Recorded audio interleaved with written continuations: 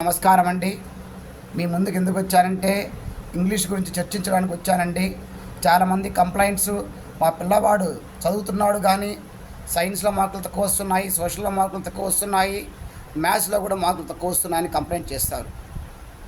అలా ఎందుకు వస్తున్నాయి బాగా చదివే పిల్లవాడికి కూడా అంటే కేవలము ఇంగ్లీష్ ప్రాబ్లం అండి. ఏంటి ఇంగ్లీష్ ప్రాబ్లము? తెలుగులో ఏదైతే అనుకుంటాడో అది ఇంగ్లీష్లో రాయలేకపోవటం. మన మాతృభాష తెలుగు, పరభాష ఇంగ్లీష్. తెలుగులో ఒక అర్థం ఉందండి. మా ఇల్లు, my house.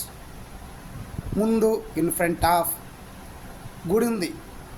In front of my house there is a temple అని చెప్తాడు. ఎప్పుడు చెప్తాడు?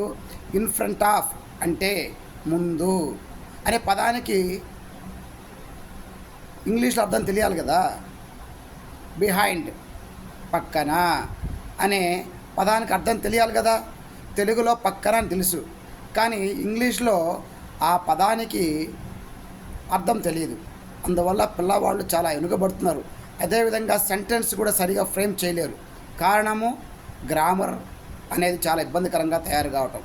పిల్లవాడు ఎప్పుడైతే ఇంగ్లీషు కొద్దిగా నేర్చుకుంటాడో, ఏదైతే చదివాడో అది సొంతంగా రాయగలుగుతాడు. వాడు సొంతంగా రాయాలి అంటే ఇంగ్లీష్ మీద ఎంతో కొంత పట్టు సాధించాలి, లేకపోతే రాయలేడు.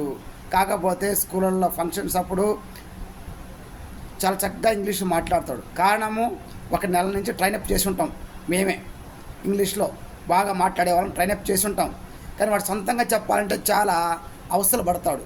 అందుకని నేను చెప్పేది ఏంటి అంటే ఇంగ్లీష్ నేర్చుకోవడానికి వయసుతో నిమిత్తం లేదు. ఎవరైనా ఇంగ్లీషు నేర్చుకోవచ్చు. అందుకని మీరు ఎక్కడికి వెళ్ళినా కూడా అక్కడ ఒక ట్యూషన్ ఉంటుంది. ఇంగ్లీష్ నేర్పించండి. ఇంగ్లీష్ నేర్పిస్తే అంటే గ్రామర్, వాడిలో ఉన్న భావాలని అంటే తెలుగులో ఉన్న భావాలని ఇంగ్లీష్లోకి తర్జుమా చేసి చక్కగా రాయగలుగుతాడు. చక్కగా సైన్స్లో కానీ మ్యాథ్స్లో కానీ సోషల్లో కానీ మార్క్స్ బాగా వస్తాయి. అంతేగాని వాడికి ఇంగ్లీష్ రాకుండా ఉంటే చాలా ఇబ్బంది పడతాడు మానసికంగా. ఈ విషయాన్ని గమనించగలరు.